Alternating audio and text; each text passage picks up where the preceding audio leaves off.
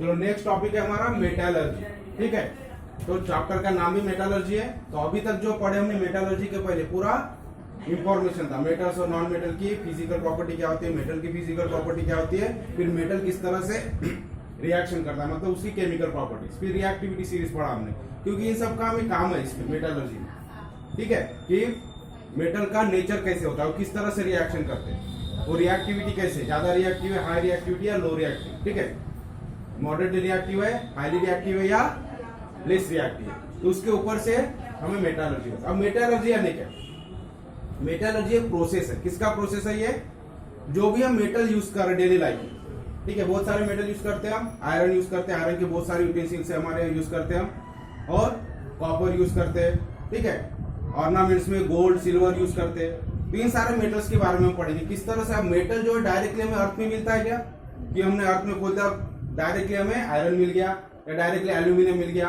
ठीक है, मैक्सिमम चीजें हम एल्यूमिनियम की यूज कर रहे हैं आगे दिन में। सो एल्यूमिनियम हो गया, जो भी कॉपर हो गया, जो भी है मेटल, एज अ मेटल के फॉर्म में मिलता है, कैसे मिलता है, तो ये हमें पढ़ना है। तो जनरली जितने भी मेटल्स हम मैक्सिमम यूज करें, कुछ छोड़ के, लाइक गोल्ड हो गया, सिल्वर हो गया, ये प्योर फॉर्म में मिल जाते हैं। लेकिन बाकी जितने भी मेटल्स है, लाइक आयरन हो गया या फिर एल्यूमिनियम हो गया, तो ये हमें डायरेक्टली प्योर फॉर्म में नहीं मिलते आगे दिन में। तो इसको क्या करना पड़ता है, तो अर्थ में से उसके मिनरल्स बोलते हैं उसको। ठीक है, मतलब जिनमें छुपा होता है, अब ये कंपाउंड फॉर्म में होता है। जो भी एक्टिव ज्यादा रिएक्टिव मेटल्स है, ये ज्यादा रिएक्टिव मेटल क्या करेंगे, ऑक्सीजन के साथ रिएक्शन करते हैं, वाटर के साथ भी रिएक्शन हो जाती है, मॉइस्चर के साथ भी इनकी रिएक्शन हो जाती है। तो ज्यादा एक्टिव रिएक्टिव जो मेटल्स है, ये अपने कंपाउंड फॉर्म में होते हैं हमेशा। ठीक है, वो फ्री स्टेट में नहीं रहेंगे। कौन से फॉर्म में होंगे, कंपाउंड फॉर्म में। अब कंपाउंड फॉर्म में यानी ऑक्साइड के फॉर्म में हो सकता है, या कार्बोनेट के फॉर्म में हो सकता है,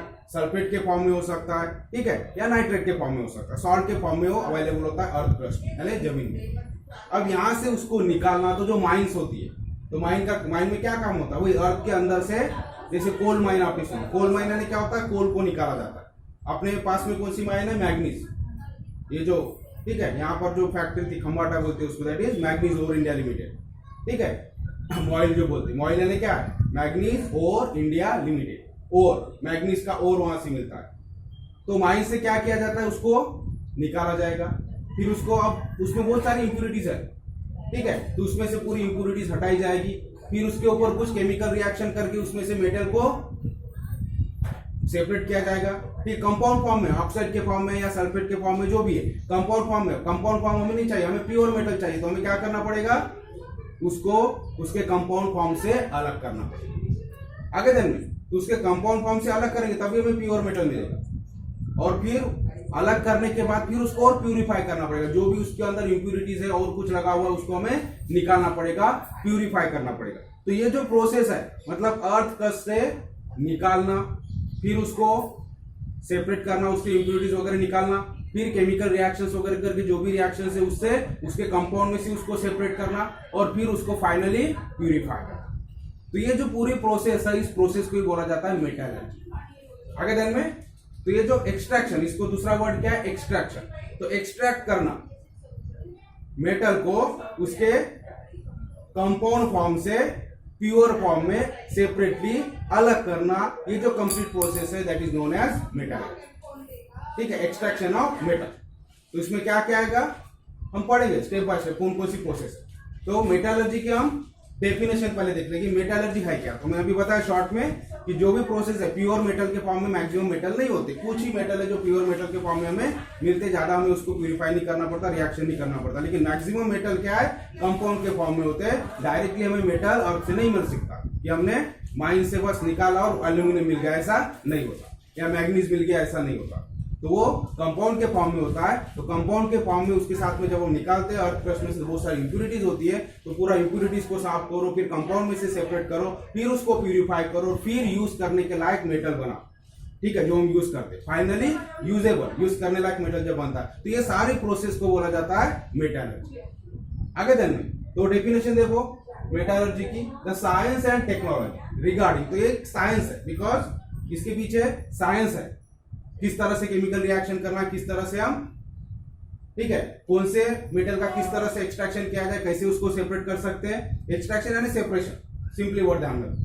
एक्सट्रैक्ट करना मतलब उसको कंपाउंड में से अलग करना। आगे देन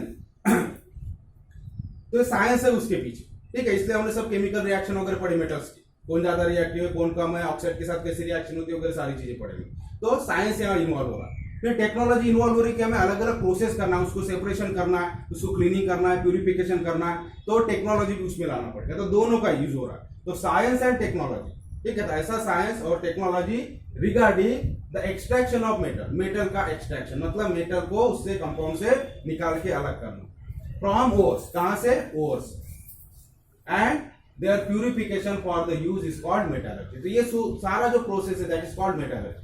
कौन सा, it is a science and technology regarding the extraction of metal from ores, आगे देंगे, and their purification for the use is called metallurgy. Clear है definition, it is a science and technology regarding the extraction of metal from their ores, उनके ओर से, उसको नहीं करना। ओर क्या होते हैं ये सब आगे पढ़ेंगे, तो डेफिनेशन आपको ध्यान में रखना है, किसी ओर से उस मेटल को एक्सट्रैक्ट करना और उसको प्यूरिफाई करना ताकि हम यूजेबल बना सके उसको। तो दिस प्रोसेस इज कॉल्ड या this science and technology is known as metallurgy, ठीक है।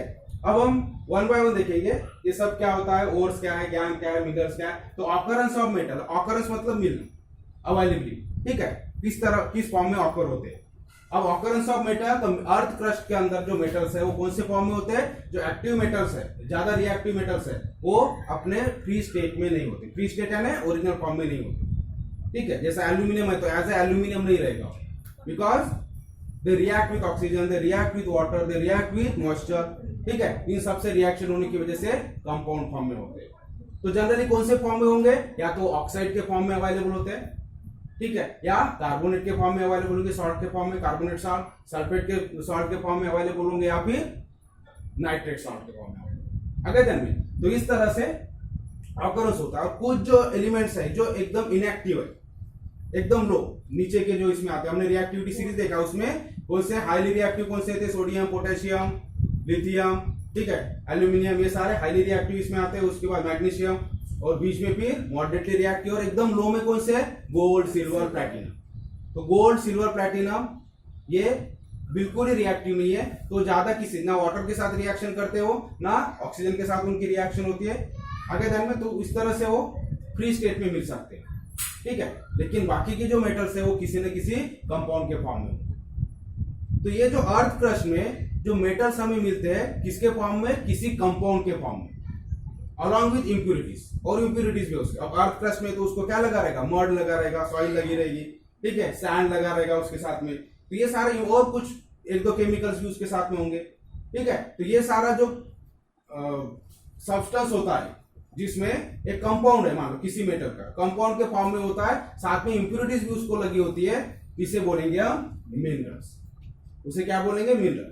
जो भी कंपाउंड है रिएक्टिव, गोल्ड, सिल्वर, प्लैटिनम, इसके जैसे नॉन रिएक्टिव या वेरी लो रिएक्टिविटी, जिनके ऐसे मेटल्स को छोड़ के बाकी सारे मेटल जो है वो कंपाउंड के फॉर्म में होते हैं। और एक कंपाउंड अलॉन्ग विद इम्प्यूरिटीज, क्योंकि जमीन में है, ठीक है, तो सैंड होगा, उसके साथ मड लगा होगा, सॉइल लगा होगा, और कुछ कुछ इम्प्यूरिटीज उसके साथ में होगी। तो ये सारे इम्प्यूरिटीज और वो कंपाउंड जिसमें होता है उसे बोलते हैं हम मिनरल। आगे दिन में नेचुरली ऑकरिंग कंपाउंड्स, और नेचुरली ऑकरिंग जमीन के अंदर है, हमने बनाया नहीं उसको। आगे दिन में naturally occurring compounds of metal, particular metal का कंपाउंड जो कि नेचुरली ऑकरिंग हो रहा है अलॉन्ग विद द इम्प्यूरिटीज, जो उसके साथ में impurities are known as minerals. तो मिनरल समझ में आ गया क्या होता है, ठीक है। जो भी रिएक्टिव मेटल्स है, लो रिएक्टिव मेटल को छोड़ के बाकी जो मेटल्स है वो कहां मिलते हैं, हमें अर्थ क्रस्ट में मिलते हैं। लेकिन कैसे मिलते हैं, कंपाउंड के फॉर्म में। और ये कंपाउंड क्या होता है, नेचुरली ऑकरिंग कंपाउंड है अलॉन्ग विद इम्प्यूरिटीज। तो ऐसा कंपाउंड इम्प्यूरिटीज के साथ में जिसमें हमारा मेटल हो सकता है या है, कम ज्यादा कितना कॉन्सेंट्रेशन है वो मायने नहीं रखता, ठीक है। हमारा एल्यूमिनियम इस चीज इस कंपाउंड में है अलॉन्ग विद इम्प्यूरिटी, बहुत कुछ उसमें, उसको फिर हम सेपरेट करेंगे, तो that is called as mineral. आगे जाएंगे, अब आता है ओर्स। अब ये मिनरल में से, जिस मिनरल में से, अब मिनरल यानी सिंपल हो गया जिसमें हमारा मेटल अवेलेबल है कंपाउंड के फॉर्म में। अगर मुझे एल्यूमिनियम, एग्जांपल लेते हैं एल्यूमिनियम चाहिए, तो एल्यूमिनियम जिस भी कंपाउंड में अवेलेबल है, फिर कितनी भी उसको इंप्यूरिटी लगी हो, और एल्यूमिनियम का परसेंटेज कुछ भी हो, कम या ज्यादा हो, लेकिन उसे क्या बोलेंगे हम, मिनरल बोलेंगे। आगे दिन में फॉर एग्जाम्पल अभी कहाँ गया था एक मैं, ठीक है लास्ट ईयर की बात है, या फिर अपने इधर का एग्जांपल ले लो, यात्रा वगैरह जब बढ़ती है यहाँ पर नदी में, तो क्या होता है लोग नदी में क्या डालते हैं, पैसे वगैरह फेंकते हैं। ठीक है, अब कुछ लोग होते हैं जो पैसे को इकट्ठा करते हैं। वो पैसे को इकट्ठा कैसे करेंगे, अब नदी में तो एक दिखने से रहा, तो क्या करते हो, एक वो छन्नी रहती ना, या फिर कोई तो भी ऐसा फैला हुआ एक बर्तन लेंगे और पूरी मिट्टी के साथ ऐसा निकालते हैं। ठीक है, और मिट्टी के साथ पूरा आएगा तो क्या होगा, अब उसमें अगर कॉइन वगैरह कुछ होगा तो वो फिर उसको साफ कर लेते। ठीक है, तो मिट्टी पूरी निकल जाती है और कॉइन उसमें बर्तन में आ जाता है। आगे जाने मतलब क्या हुआ, पूरा का पूरा निकाले, उसमें से क्या चाहिए मुझे, वो कॉइन चाहिए, लेकिन वो कॉइन मैं ढूंढ नहीं रहा, मुझे मिल नहीं रहा, तो मैंने क्या किया, पूरा का पूरा निकाल लिया। वैसे मुझे अगर एल्यूमिनियम चाहिए तो एल्यूमिनियम कंपाउंड के फॉर्म में, तो जो भी उसका कंपाउंड हो उसके साथ पूरी इंप्योरिटीज लगी हुई है, वो पूरा का पूरा यानी क्या हो गया, मिनरल। और जिस मिनरल में से मुझे मैक्सिमम क्वांटिटी मिल सकती है, जो मेटल चाहिए, ठीक है, मिनरल यानी उस मेटल का मिनरल वो हो गया जिसमें वो अवेलेबल है, समझ में आ गया। और यानी क्या हो गया, ऐसा मिनरल जिसमें से मुझे मैक्सिमम क्वांटिटी उसकी मिल सकती। आगे जाने तो the mineral from which metal can be extracted profitably, profitably मतलब ज्यादा से ज्यादा कॉन्सेंट्रेशन होगा उसका। ठीक है, नहीं तो खोदा पार्ट निकल गया, वैसा नहीं होना चाहिए कि बहुत सारा, ठीक है, बहुत सारा मिनरल, ठीक है, ऐसा मिनरल ले लिया कि बस बहुत सारा उसको प्यूरिफाई करते गए, लास्ट में पता यार इतना सा एल्यूमिनियम मिला, इतना सारा प्रोसेस किया, इतना खर्चा किया उसके ऊपर प्रोसेस करने पे, क्योंकि प्रोसेस करने पे क्या आएगा, खर्चा आएगा आपको, और उसमें से अगर बहुत कम कॉन्सेंट्रेशन प्योर जो एल्यूमिनियम है या मेटल जो भी हमें चाहिए बहुत ही कम मिला, तो क्या होगा, पूरा हमारा वेस्ट जाएगा। ठीक है, उसके ऊपर इतना जो प्रोसेस किया, खर्चा हुआ, तो इकोनॉमिकली भी वो क्या होगा, हमारे लिए लॉस में रहेगा, इसलिए प्रॉफिट नहीं रहेगा। तो प्रॉफिटेबली होना चाहिए, मतलब उसमें मैक्सिमम कॉन्सेंट्रेशन होना चाहिए जो हमें मेटल चाहिए उसका। तो ऐसा मिनरल जिसमें जो हमें मेटल चाहिए उसका कॉन्सेंट्रेशन अगर ज्यादा हो, मतलब वो प्रॉफिटेबली हो एंड कन्वीनियंटली, और निकालना भी इजी हो जाए, कन्वीनियंट हो जाए, ठीक है, एक्सट्रैक्शन भी कन्वीनियंटली हो जाए, तो ऐसे मिनरल को हम क्या बोलते हैं, ओर। तो मिनरल और ओर में फर्क समझा। मिनरल यानी सिंपल, जिसमें वो मेटल अवेलेबल है दैट इज मिनरल। ठीक है, वो कितना क्वांटिटी में नहीं है, उससे छोटा भी है तो भी मिनरल ही बोलेंगे। ठीक है, अगर किसी में 5% कोई कंपाउंड है जिसमें सिर्फ 5% एल्यूमिनियम आपको मिला, दैट इज ऑल्सो मिनरल, जो नेचुरली आपको रहेंगे और अर्थ से हमें मिल रहा है, दैट इज मिनरल। लेकिन और किसे बोलेंगे, जिसमें ज्यादा से ज्यादा कॉन्सेंट्रेशन उस मेटल का, जिसका वो कंपाउंड। आगे then mineral from which metal can be extracted profitably, समझ में आ गया। तो प्रॉफिटेबली हम उस मेटल को एक्सट्रैक्ट कर सके, ऐसे मिनरल को बोलेंगे हम ओर। तो ओर और मिनरल अलग नहीं है, सिर्फ फर्क क्या है, जिसमें से ज्यादा कॉन्सेंट्रेशन मेटल का हो। जिस मिनरल में ज्यादा से ज्यादा कॉन्सेंट्रेशन मेटल का होगा, तो वहां से अगर हम मेटल को एक्सट्रैक्ट करेंगे तो हमें प्रॉफिट भी होगा और कन्वीनियंस भी होगा। तो that mineral is known as ओर।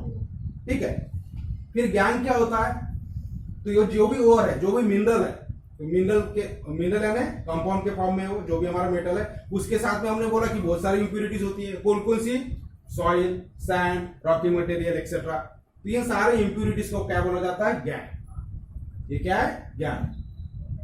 जो इंप्यूरिटीज है कौन सी, ये सॉइल है, सैंड है, रॉकी, क्योंकि ये अर्थ क्रस्ट से निकल रहा है, अर्थ में से निकल रहा है, जमीन में से निकल रहा है, तो इसको मड वर्ड सब, सैंड वैंड सब लगा रहेगा, सॉइल लगा रहेगा, तो इसको पहले साफ करना पड़ेगा। So that is known as gas. तो 3 टर्म समझ में आ गया आपको, मिनरल्स, ओर्स एंड गैस। तो जनरली हम मेटल कहां से एक्सट्रैक्ट करते हैं, ओर में से।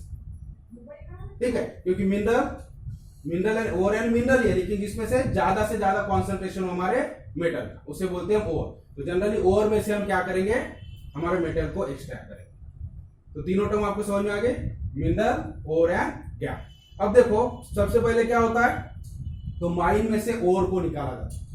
ठीक है, इस ओर को क्या किया जाएगा, फिर वहीं पे उसी साइड पे जहां माइन है वहीं पे यहाँ पर थोड़ी सी सेपरेशन प्रोसेस होगी और ओर में से इंप्यूरिटीज को अलग किया जाएगा। फिर ये जो अलग किया हुआ ओर है, मतलब जिसमें से इंप्यूरिटीज हमने निकाल दिए, ये फर्दर प्रोसेस के लिए दूसरी तरफ भेजा जाता है, जिसे हमें इंडस्ट्री फैक्ट्रीज में भेजा जाता है, कंपनीज को जो भी है।